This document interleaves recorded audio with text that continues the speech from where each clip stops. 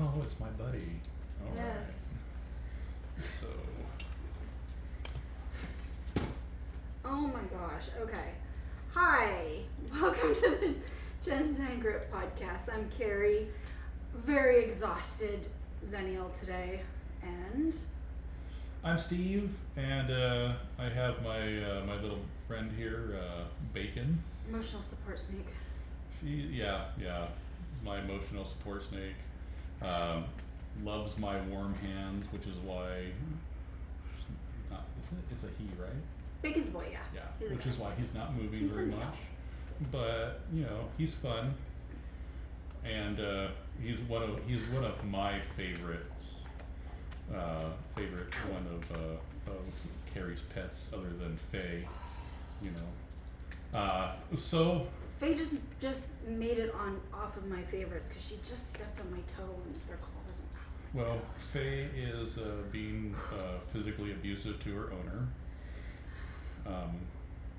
And Bacon is going to probably find his way up my shirt. So, He'll probably stay in your hand. yeah, maybe. I don't know. He's exploring. Yeah, but he's not very good at gripping. Yeah. So, welcome to Zen. Blah blah. So good Welcome- today, aren't we? welcome to Gen-Xen Grip, right? So we've spent the last half hour trying to prepare for this show, and we're still not prepared. So. Right. So, just want to start off with our usual reminders. This show is about opinion, mental health, and in no way, shape, or form should be seen as any type of therapy. Okay, if you feel that that you do need some type of mental health care, please seek a professional. There are lots of organizations out there, or you can also contact the National Suicide Hotline. They'll be more than welcome to help you. We'll have that information on our podcast. Yep. Okay. I can post that up We'll there. post that up there. So this week we're going to be taking a little bit of a spin on mental health. Mhm. We're going to talk about anxiety and depression.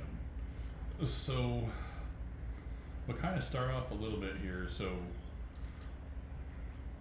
Kerrie, what do you specifically define as anxiety or depression? Okay, so yeah, this episode's about mental health, like you said. Actually, I don't think the Reddit stories that I pulled. We do have some Reddit stories. I don't think that they're specific to anxiety or depression, or just mental health in general. But That's fine. We can go over that. Yeah, we can we can talk more work about on it. it. It's fine. Yeah.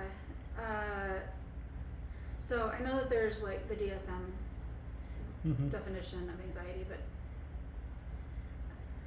so I think, well, first of all, we all go through anxiety, right? It is Yeah. it's actually a response that keeps us alive. That's what it's intended to do. It's supposed to heighten our senses Mhm.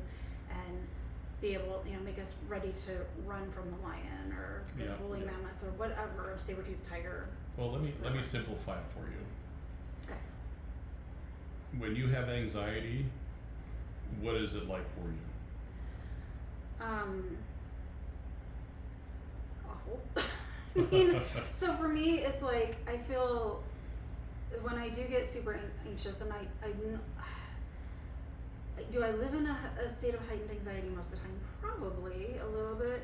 I have a hard time relaxing and kind of just chilling, but I kind of, with my physical medical issue diagnosis, I've had to kind of step back and be like, okay, I need to make sure that I'm not overly stressed, because Mhm. that triggers physical flares. Yeah. But when I've had like super anxiety, I've had one major panic attack in my life. Ironically, it was related to an insurance job that I was working at, that my doctor actually said, Mhm. quit or you're gonna have a heart attack. Yeah. And I quit, which creates its own other set of Mhm. anxieties. But and that panic attack was just so so random and so different for me. So it was really, the way it felt was horrible, and I was driving, so that didn't help. Yeah. But I've had anxiety where I'm like, my heart's racing. I cannot focus. Like, my brain generally tends to go a gazillion miles an hour, but that was like a gazillion miles an hour on just hyped up. Like, if I had overdrank caffeine to the nth degree, and then my brain was just like, I could not focus on anything, and I was angry. I'll admit, when I get that kind of anxiety, I'm also angry. Mm-hmm. So, which isn't something that happens a lot. I'm not like a super angry person. Yeah. But that level creates that, and then your heart's racing, you're breathing really fast. It's just a mental response that triggers a physical response, which then feeds back into the mental response. So it's just this nasty cycle. And I imagine most people that have anxiety probably can relate to that pretty well. Yeah. I would say I can relate to that too. As someone who's suffered from like anxiety and depression for, I'm going to take away some of my childhood years. So let's say, for at least the last, 35 years, okay?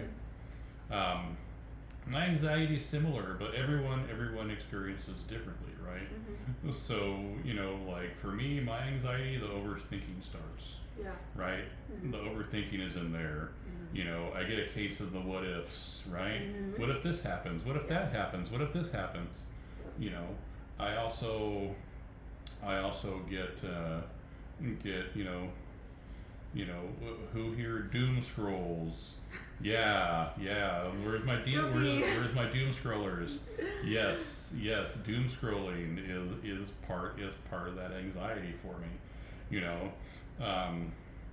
And then of course there's the hyper focus that goes into it too, right? Mm-hmm. So like, for me, like, I will research the crap out of everything, right? Yeah. I'll research the crap out of everything. And then you're overwhelmed, mm-hmm. right? Yeah, exactly. Mm-hmm.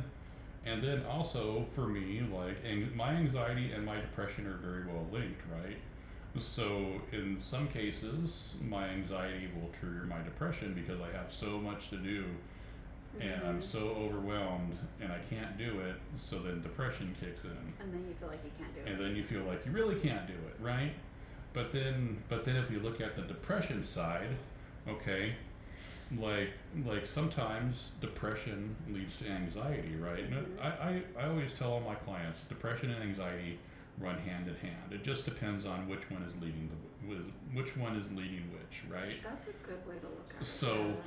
So in my experience, usually comes in two ways, right? So either you're so anxious that you get overwhelmed that it leads to depression, or you're so depressed and you're not getting anything done, and that leads to the anxiety.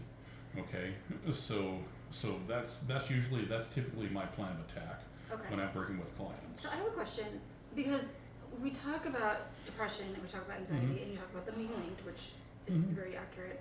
But I think there's a lot of people out there that still think that like depression and anxiety are polar opposites of each other. Like depressed, you don't have the energy to do anything, right? But anxiety, you have too much energy to do anything, and you just can't do it. You can't focus. And what would you say to people that kind of have that mentality? Well, that's not specific, right? Mm-hmm. Okay, so yes, depression does mean lower motivation, stuff like Mm-hmm. that, but doesn't particularly mean that person is spending hours and hours in bed. Yeah. Okay. Anxiety, you know what? I know a lot of people that have very high anxiety and are frozen. So that does not. The hyper part doesn't really fit in there, because if you really think about it, okay. Some people with anxiety, maybe they're fidgety, right? Mm-hmm. And that's because they're doing that to kind of calm themselves, person, right? Yeah, I'm the super fidgety So person. but we do have the ones that are like anxious cleaners. They'll clean and clean and clean. We have the ones that will sit there and just doom scroll. they'll doom scroll. They'll, they're like, oh well, you know what? I think my favorite one is, oh, you know what? Well, I just went to the bathroom and I noticed that I had some blood in my stool, so I'm going to Google that. Just as a side note, okay? I'm gonna have to bleep that out. Yeah, just as a side note, there are certain search engines out there. Some start with a G. Okay, that you should not use when you're trying to look up medical stuff. Oh gosh, yes. Okay, Dr. G is not a medical doctor. Dr. G will give you the worst case scenario out of all of it. Okay, so a while back. So I have an interjection because Mhm. I think this relates to something that I went through, and you probably have gone through too, because I was a psychology major, and when we take psych, especially when you do abnormal psych, which was a class that I took, it was so true that they were like, don't read into this too much because you're going to self-diagnose with every single abnormal. You're going to think that you're schizophrenic. You're going to think that you're bipolar. You're going to think that you're, whatever personality disorder of the day is. You're going to, and so they talked about that in class, and I was like, so many of us were like, oh my gosh, I have this. I have traits of these. This must be my. I must be this, or I must be that. Yep. And I think.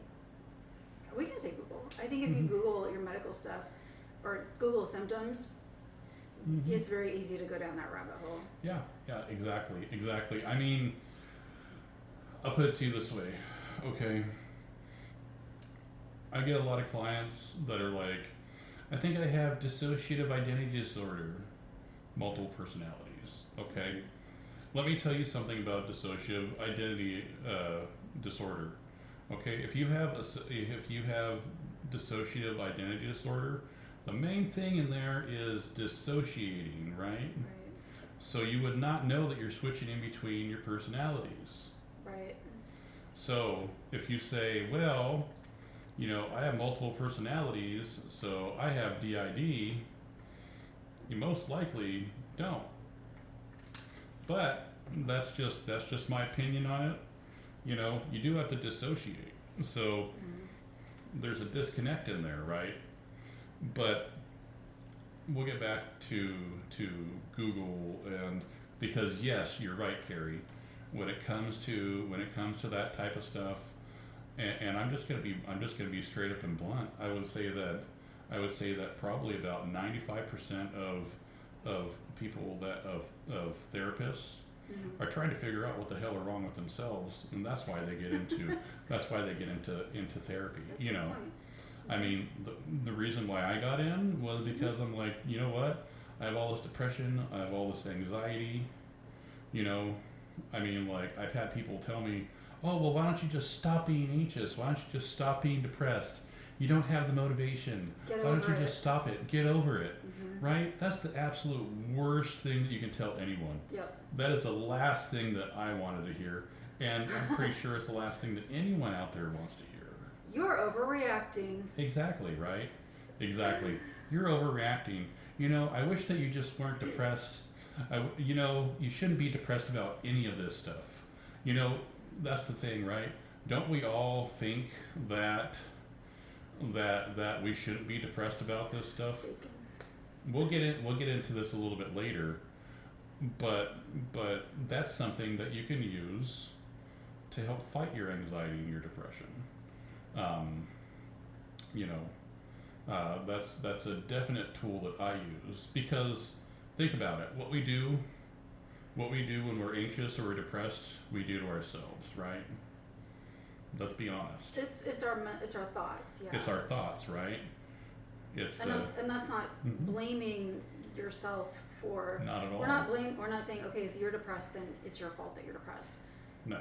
Not like that anyway. No, it's the thoughts inside your head that are, I'll put it to you this way. This is what I tell my clients. Okay.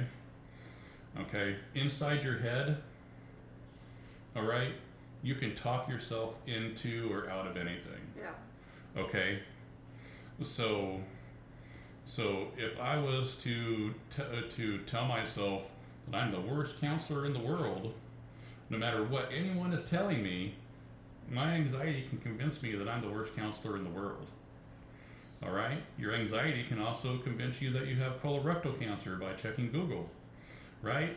It could also it could also convince you that you're a sociopath.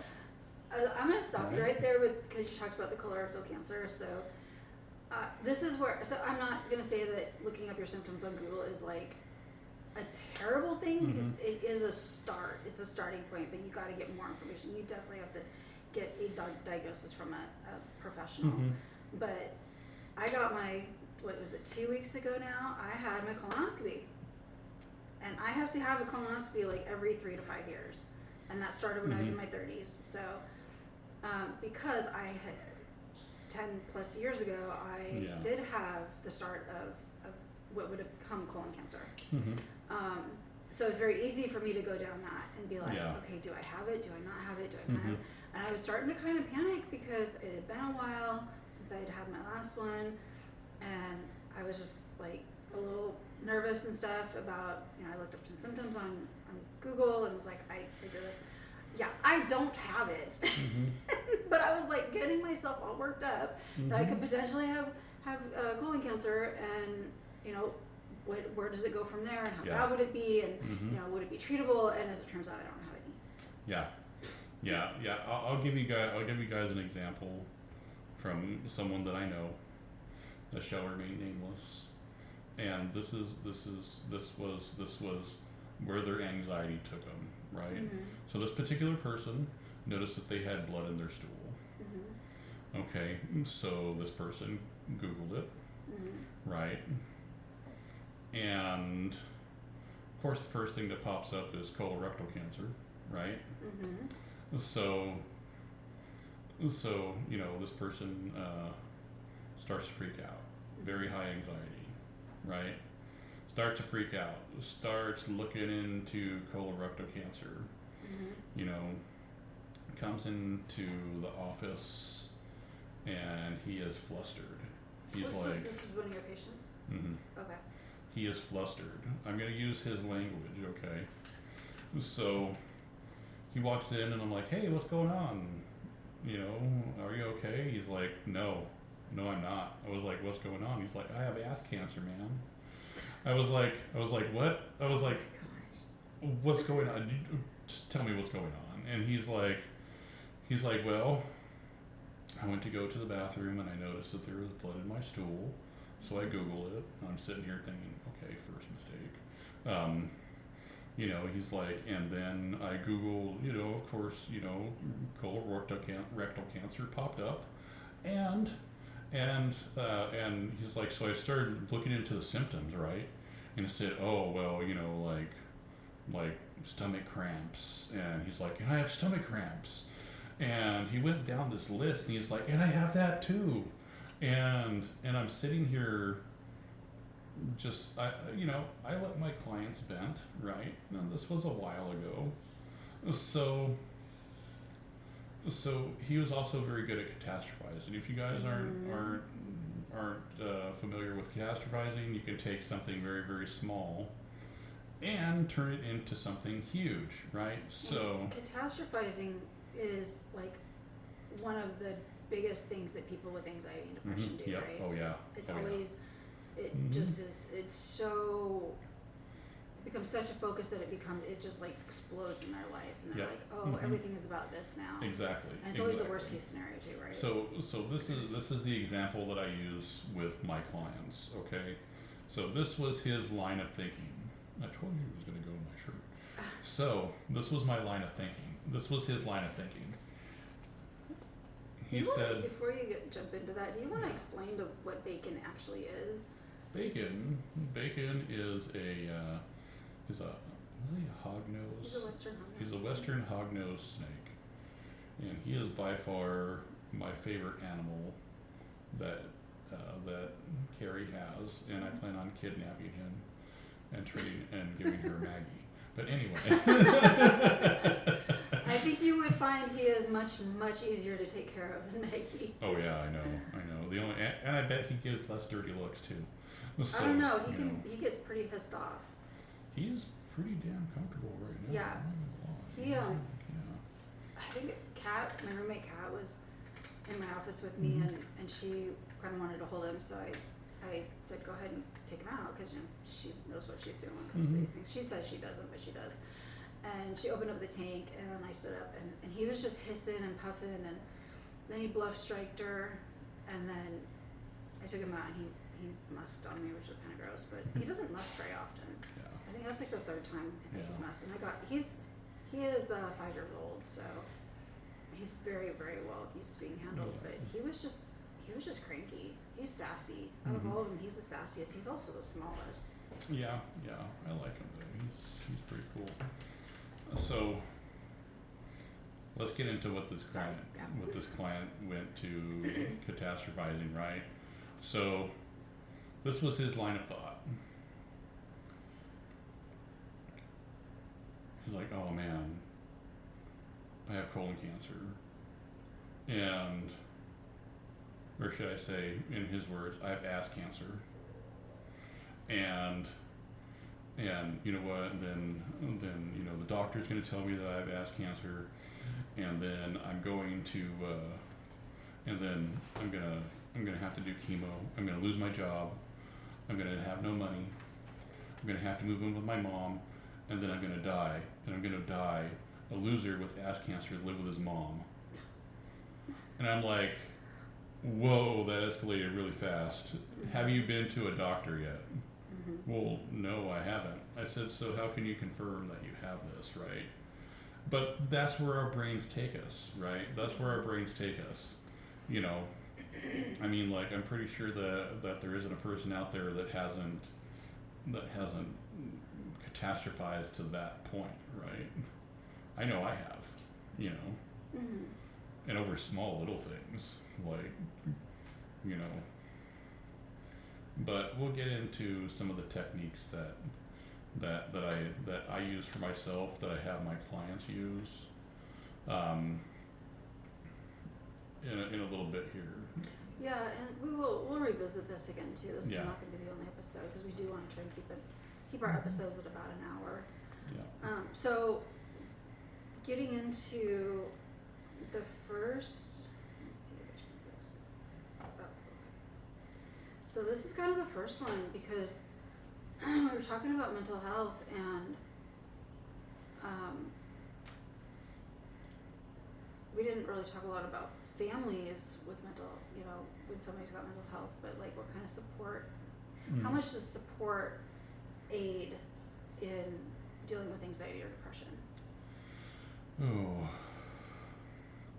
Well, the best thing that I can tell anyone who has a family member that has anxiety or depression, okay, number one thing, stop trying to problem solve. Don't problem solve, okay?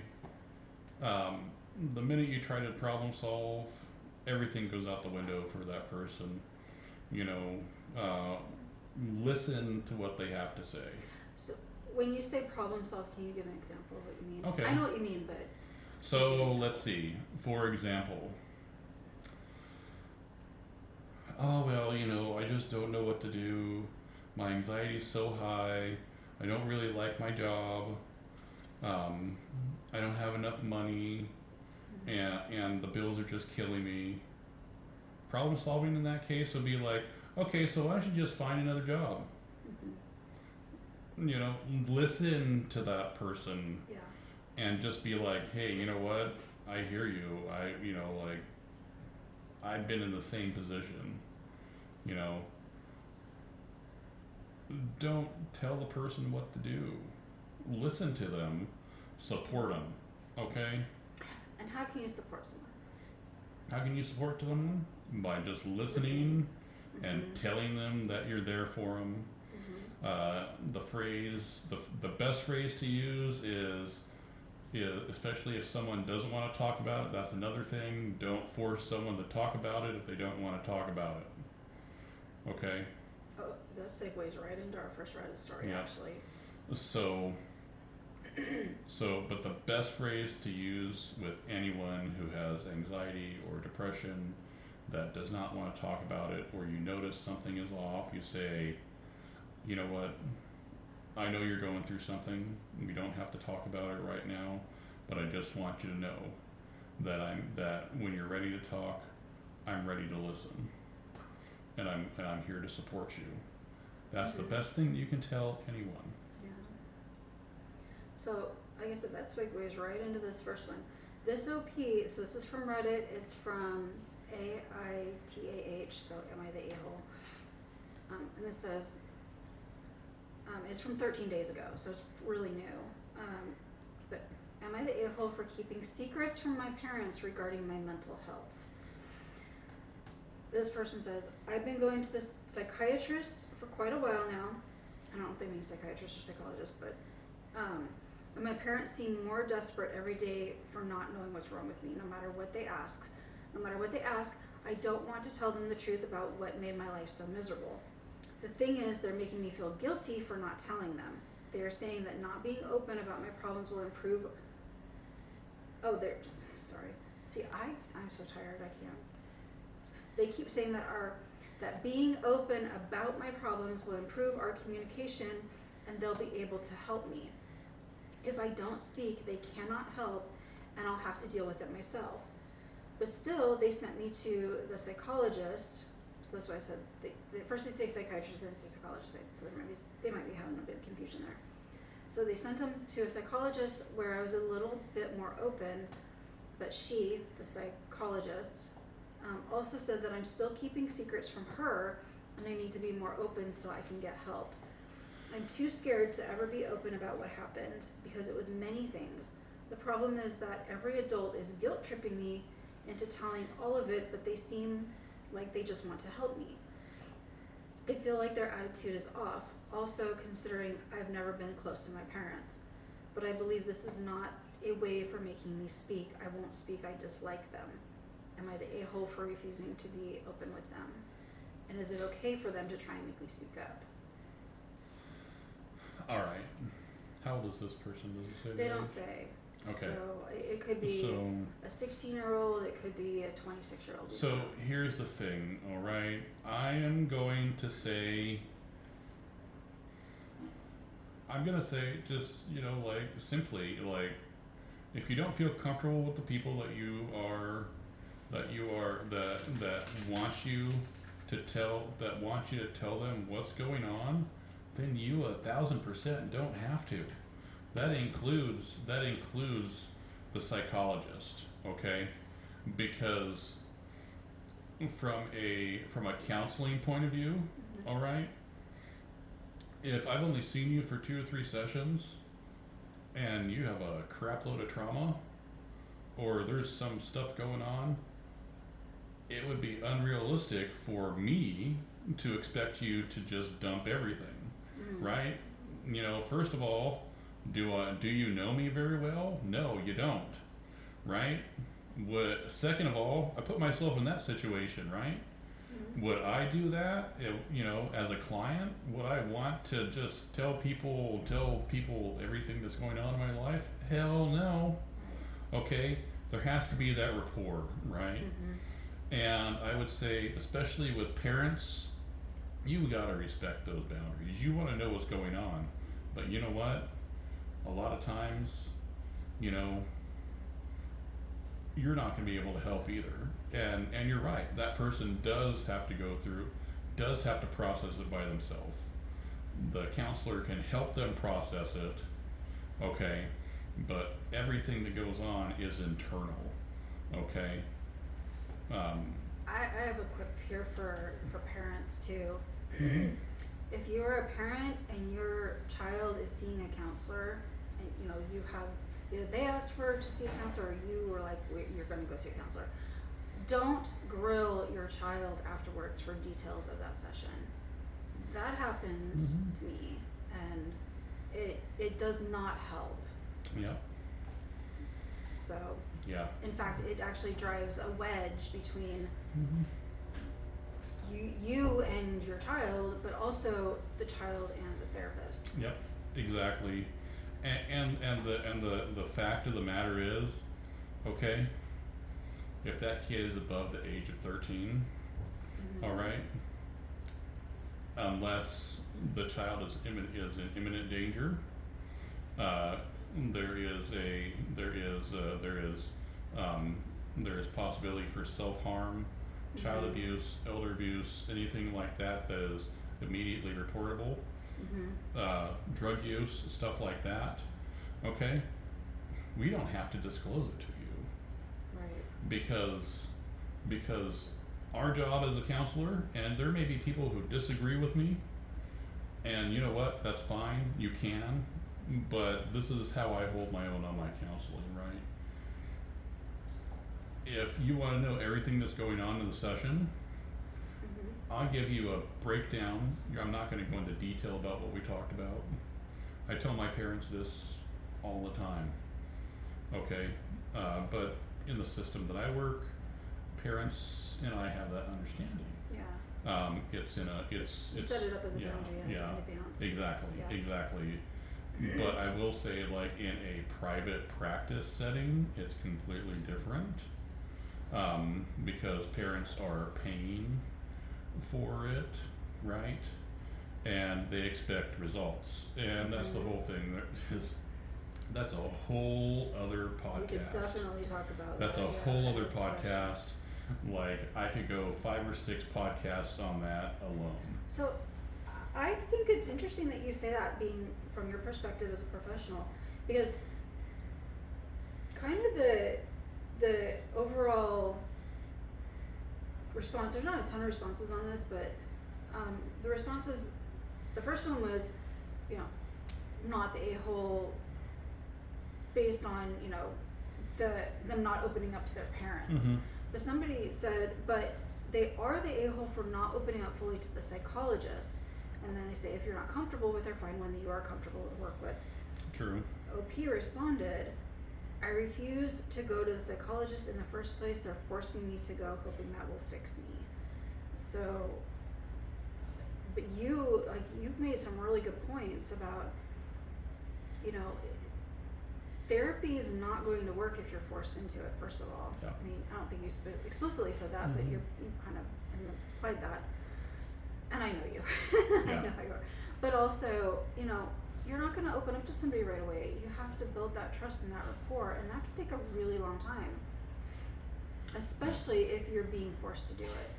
Yeah, if you're being forced to do it, you know, and you know what, I have clients that are forced to do it, and I'll tell you right now, as far as counseling goes, I am not your cookie cutter counselor, okay?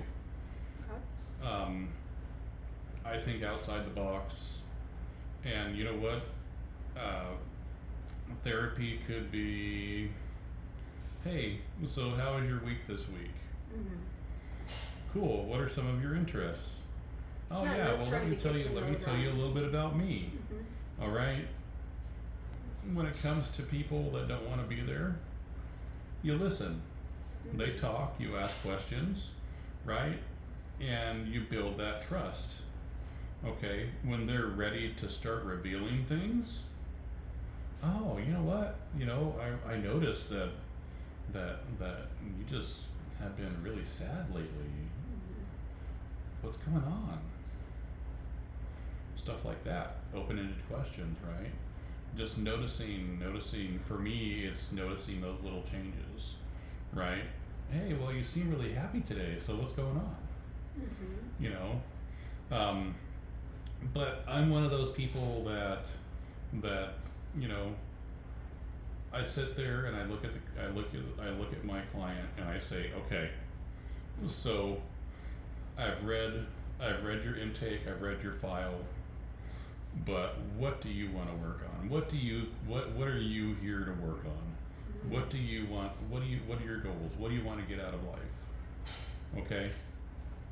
And chances are that's a good starter, right? Well, I want to get my parents off my back. Cool. How can I help you get your parents off your back?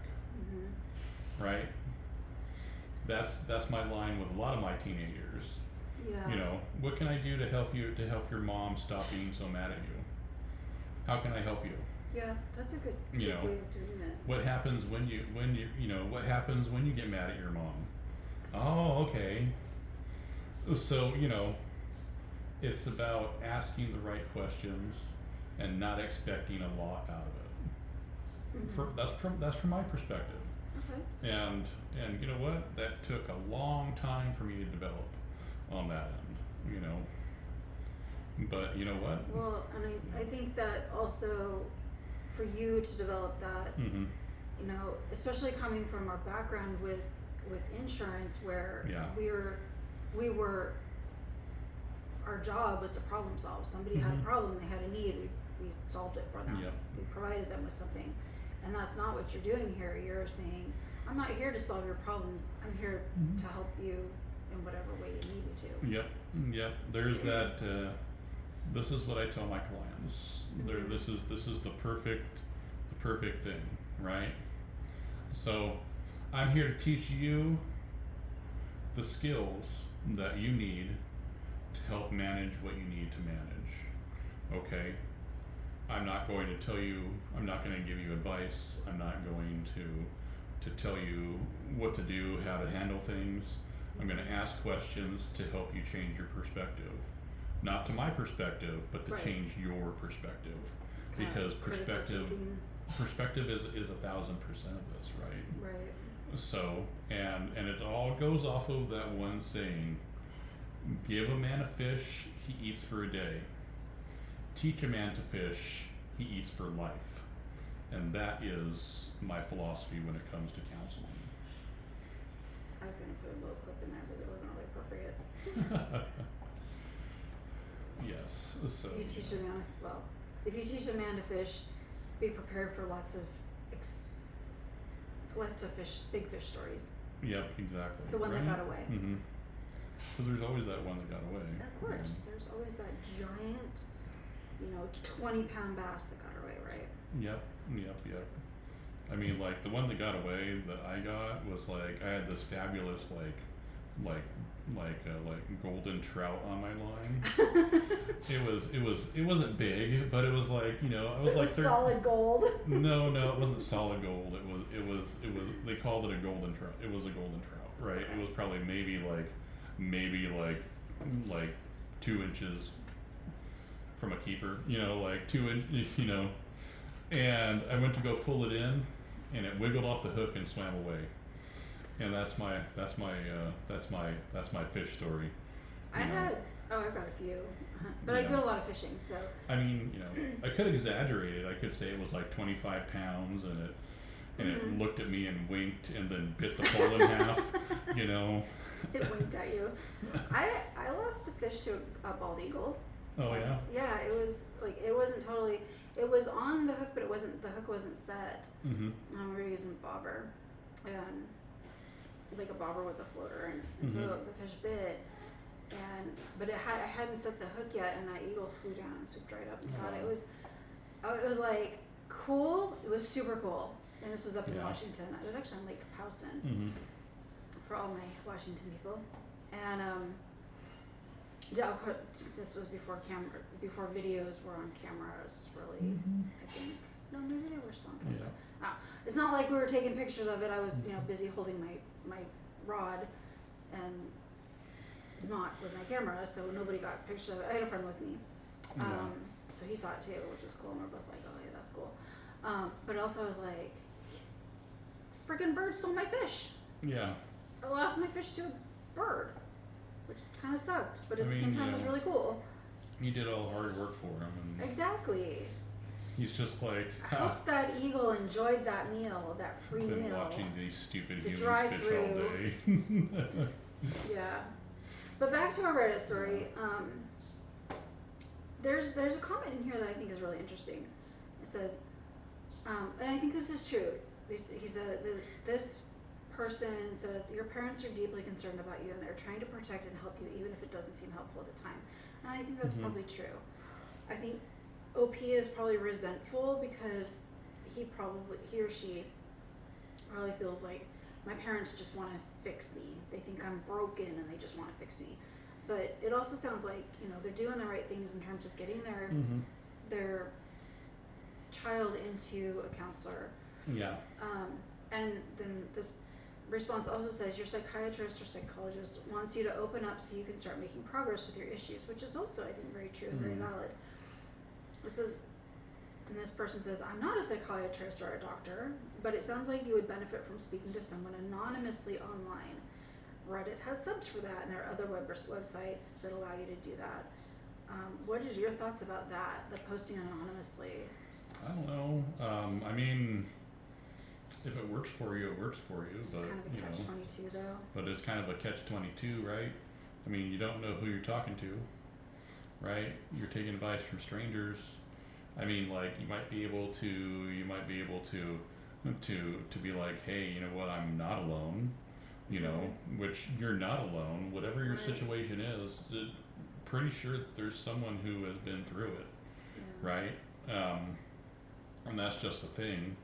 So yes, from a support angle, yeah, it would be a good thing. Now, if you're looking for them to, you know, where the downfall is if you're looking at them to take the place of your therapist, or if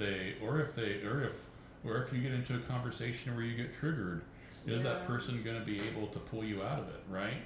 Therapist can pull you out of it. Do you want me to take him? Yeah, if you want. You seem like you're getting kind of. I mean, if you want to keep him, that's fine. But he's fine. You know, okay. He's fine. I'm just like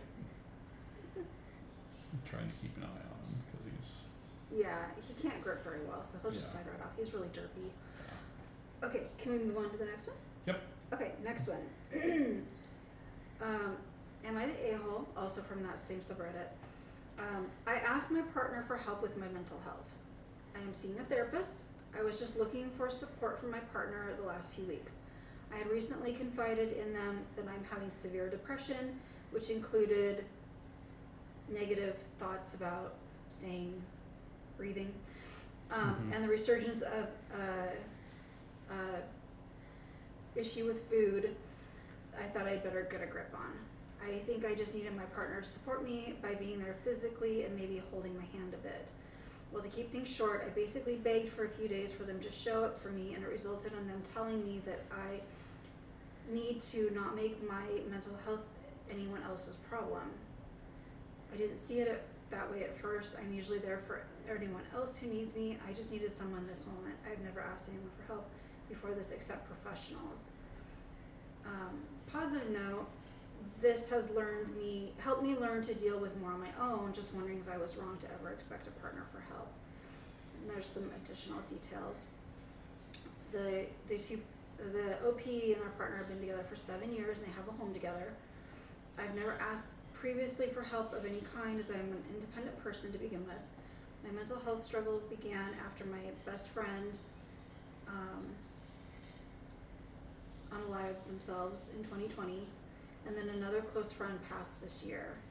I have been seeking professional help. My intention was not to have them meaning their partner, I think, babysit me, but rather help me with things like going somewhere to have fun, or even help me with my chores like making dinner. So am I the a-hole for asking my partner for help?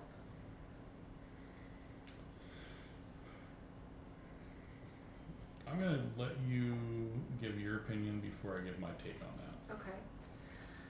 So this is a tough one actually, because I can really relate to this person. Not necessarily from my mental health, but just, you know, having that overwhelm. I'm so independent as well. So it is, I think for somebody who's independent like this, one, kudos to you, OP, for getting help, for seeking help, because that is a huge hurdle to get over. One, it's like this myriad of feelings. One, you don't want to become that burden to somebody else. You really don't. Like, that's how you feel. I'm not saying that you shouldn't, but I'm saying that thinking that way is you see yourself as so independent that for you to reach out for help is a huge hurdle to overcome. So kudos to you for doing that. sounds like you've had a lot going on over the last 5 years, and this was also within the last month, this posting, so it's fairly new. Anybody that's gone through losses like this it's going to impact you. Now, some people are saying, well, I don't need help, I can manage it myself, I can do it myself. What's the cost of doing that? Like, what's the long-term cost of keeping it all in and not asking for help? I think the fact that you felt comfortable enough with your partner to ask for help says a lot about you. You've got a lot of inner strength, and you also seem to have a lot of self-awareness, and that's a sign of maturity and emotional intelligence, right? Am I saying that right? Yeah, Right? Okay. mindfulness, Mindfulness, yeah. probably has a lot to do with what they've been doing in their sessions with their counselor as well. Hopefully, right? yeah, possibly. It sounds like Yeah. that's helping for you, which is great. I think your partner sucks, to be honest. Because who, out of everybody in your life, your partner should be the one that is there thick and thin, good and bad. You know, it's relationships are a little bit of a tug of war. Sometimes you give, sometimes they give, sometimes you have to take more, sometimes they have to take more. And it ends up balancing itself out, and this partner just doesn't sound like they're there for you. So I feel really bad for you. I don't think it's wrong to expect a partner to be your cheerleader, like to be the person that's gonna walk alongside of you on the path. You cannot expect your partner to walk the path for you. That's something you have to do. But it's also not fair you asked for help. You're not asking them to fix you. You're asking them to be supportive while you go through the work to fix yourself. And when I say fix, I don't necessarily mean fix like you're broken. But work on the things that are causing you the distress or discomfort in your life, that I'm dealing with trauma. And dealing with passing of friends. That's so traumatic, and I can definitely relate to that. I've lost a few friends in the last 5 years, and it's rough, super rough, and family members too. So, that's kind of my take on it. But I would say kudos to you for putting yourself out there. I'm sorry that your partner responded that way. That sucks. Yeah. I mean, I will say, just asking for assistance from your partner, Mm-hmm. there's nothing wrong with that. Okay, but here's my take on this. Okay, so if you're just asking your partner to just kind of be like, hey, you know what, let's go places, are you using your partner as a distraction? That's my first question. Okay. The second question is, you guys have been together for a while. 7 years. 7 years, right? So have you ever like brought this to your partner's attention before? Have you ever asked for this type of help before? Mm-hmm. Okay, because if it's new, okay. They do say that they've never previously asked for help. Okay, so it's new. Okay, I have clients that have similar partners like that. Typically, it's because like the partner may be going through some stuff, Mm-hmm. and they may have their own issues, right? So they might not want to help, or they've had to deal with that stuff in the past with someone else. So they're like, no, I'm not going to do that again. That's a touchy, sensitive topic Yeah. for that Mm-hmm. person. Yeah. Yep. So, or their partner's just an a-hole. I mean, let's call it what it is, right? I mean, but maybe that's just because I work in the industry. I'm naturally caring and empathetic, right? But you know what? There are a lot of people out there that are just a-holes, you know. But with that said, okay, I just want to I just want to send a message out to this particular OP. Okay, so think about how far you've come. Okay, and I know you're looking for that little bit of support from your partner. Okay, and I think that's natural. All right, but the biggest thing here is look at where you were, look at where you are now, and look at where you're going, where you want to be. Okay, and if everything is lining up the way that you want it to, then you're good. Okay, but don't ever forget how far you've come. Yeah. Good Don't ever point. forget how far you've come. Yeah, Okay. keep on that steady road. I want to get into the first comment, because I think the first comment makes a really good point. They said, I don't have enough information here so you can get judgment free ways. And that's true. With most Reddit stories, we don't get enough context. And if they do provide enough context, it's usually way too long for us to go through. This person says, don't beg. Ask if the other person has the emotional bandwidth to support you, and then accept whatever support they can give, even if it's none. If there's a consistent imbalance in the emotional labor that you and they put into the relationship, either you can communicate about that or end the relationship. And Reddit is so notorious for break it off, dump them, get a divorce, things like that. That seems to be a major go-to in Reddit, because it's obviously that's dramatic. And Reddit's a forum that there is a lot of drama on it, so especially this particular subreddit. So what do you think about that advice? The don't beg but ask, and then just kind of accept whatever they say. Yeah, I think that's a good thing. And also we have to take into account that there may be misconception on the partner side too, right? Right. So because a lot of times, and I get this a lot in dealing with married couples or stuff like that. I don't do couples therapy, but still, like, I just don't want him to drop off the back of the chair. Sorry, he's just trying so hard. I don't know if he wants to go around you or. Yeah, I don't know, but one thing that I would suggest is ask for your therapist's assistance, because sometimes we can assist with that. If there's any questions that they have or anything like that, talk it over with your therapist, because I've made that suggestion for a lot of people. Hey, you know what? It sounds like your partner has some concerns. Why don't you have them come in and I can let them know what we're working on, how they can assist, what we consider as enabling, stuff like that. Okay. Oh, we didn't even talk about enabling. Yeah, but but that's a whole other.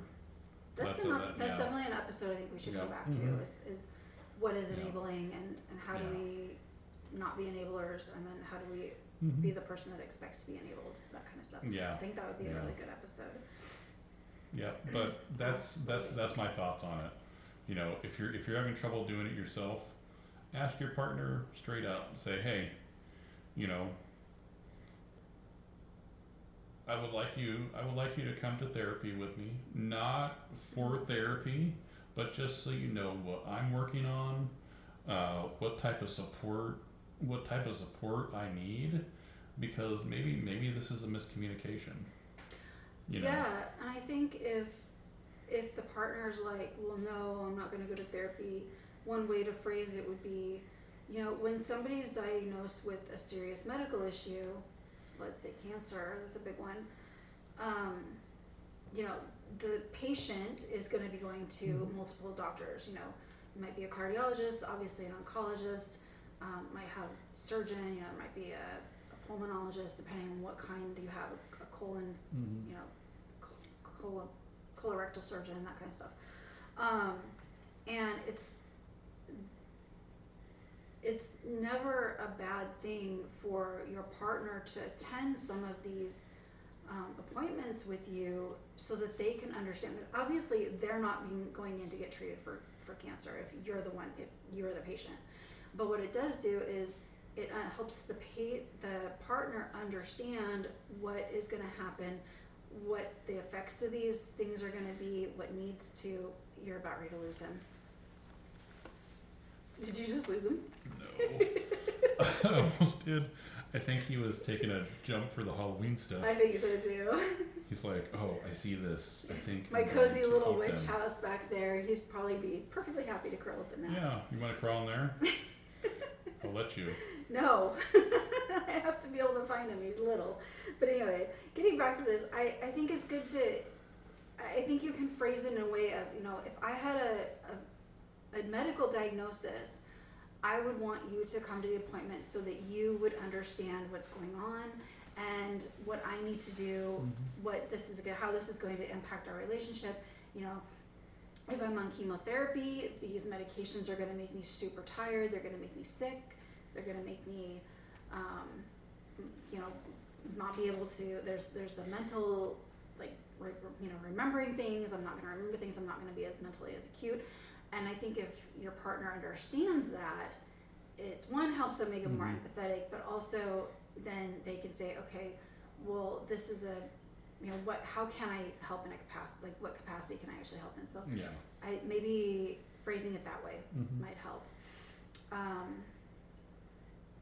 And then also, finding out, okay, if your partner does not want to be supportive, why do they not want to be supportive? Is it a misconception that they think that they're going to have to drop everything going on in their life to do whatever you want to do, or is it that they just, are they mentally checked out of the relationship and maybe they don't care? You got to figure out what that is. Or there's what everyone on Reddit is thinking. Is your partner a narcissist?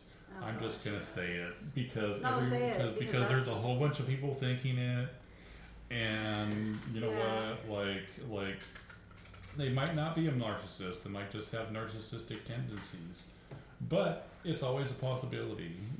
It's always a possibility. And I don't know enough about this person's relationship to even attempt that. I'm not going to. But I just wanted to say that just to satisfy all those Reddit people that are like, he's a narcissist. He's a narcissist. He has narcissistic traits. Yes, he does. And you know what? Maybe that person does. Who knows? We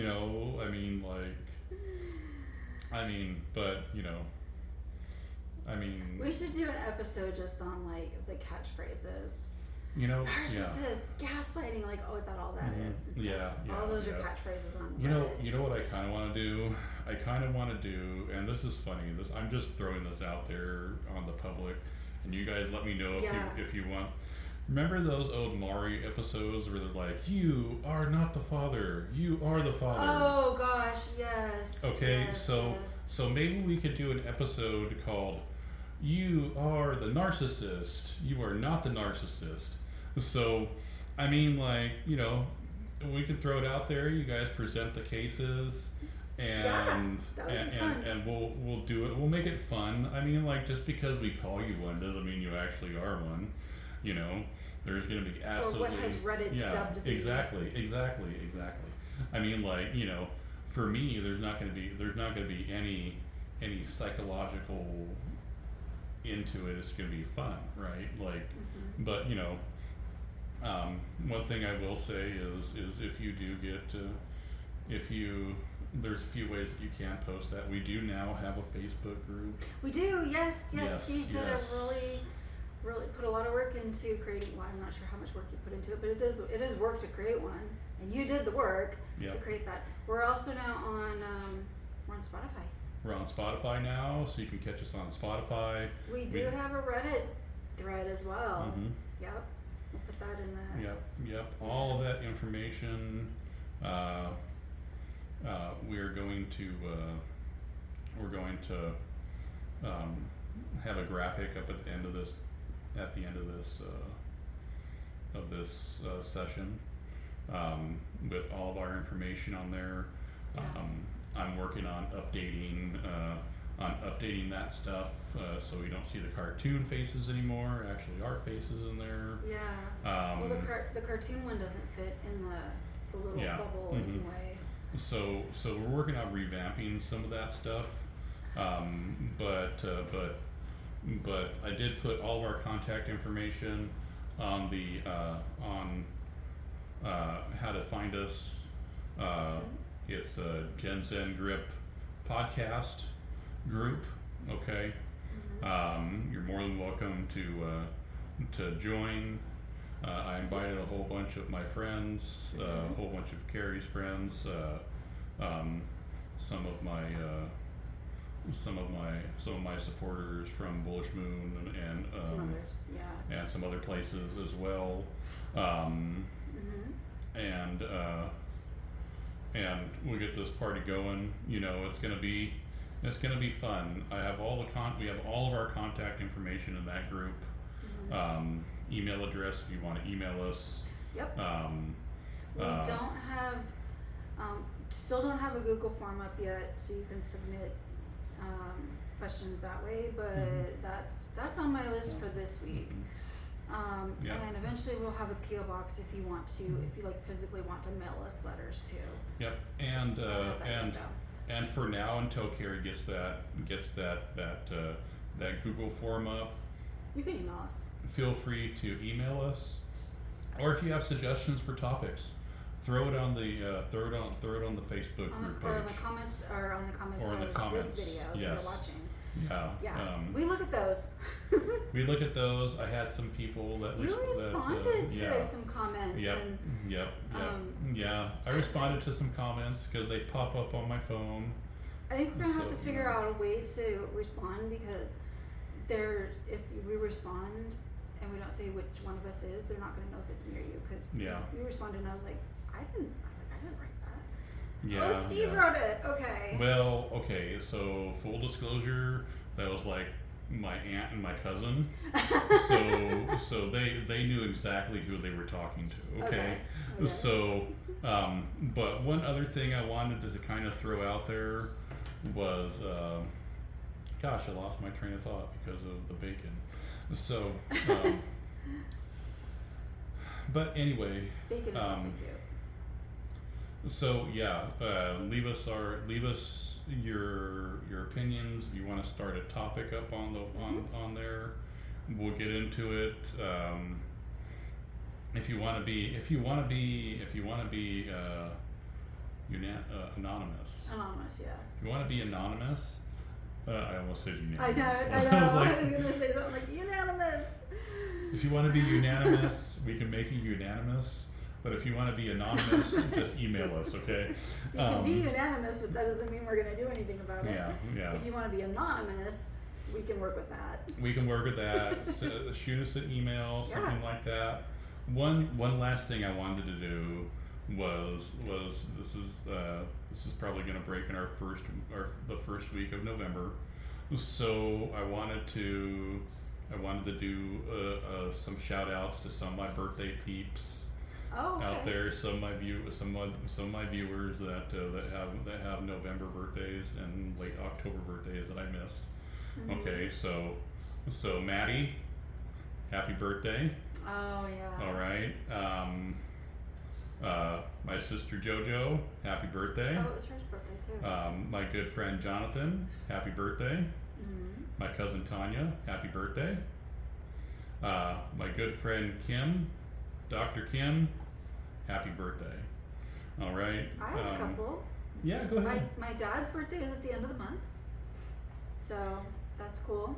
And then your birthday was last month. Yep. Yeah, your birthday was the day after, or 2 days after. No, it was the day before. Sorry, it was the day before we filmed our first episode. Yep. Right. Yeah. So I mean, I said happy birthday in text, but I didn't say happy birthday on the podcast, and I should have. I'm sorry. Yeah, and you know, only my family and friends knows how old I am. So, for those of you that You said it on the podcast. Oh, did I? Yes, oh, yeah, you I did. Well, we'll see who's paying attention because I sure as hell wasn't. You're like, only my friends and family know how old I am. Oh, and anybody else who watched the And anyone podcast else who knows. watched the podcast. But you know what? And he said his age, and just to let you know, I am 4 years older than him, so that'll tell you my age. Not Yep. that I really care. Yep. I don't mind telling And you. if you're able to guess what Kerrie's actual age is, we will send you an autographed picture of bacon. What? Yeah. Yeah, okay, so I'm not sure how I would do that. I guess I could do like some sort of natural, like beet juice or something, some sort of natural dye that wouldn't hurt him. Have him slither through it, and then have him slither across a piece of paper. Yeah. That would be. I was that would thinking work. just, well, Dip his tail. dip his tail in and just sign it bacon. Oh, I don't think he would hold still long enough for that. Well, I don't know. Let me see. Yeah, that.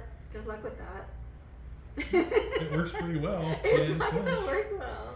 He's not guarantee flinching. you. I mean, like, he's like, what the hell's going on? I was so comfortable until you. Yeah, he's a really good boy. Yep. You know, so with snakes, generally the males are smaller than the females. And so, like, we go to the local, like, if Kat and I go to the local reptile store on the street, Mhm.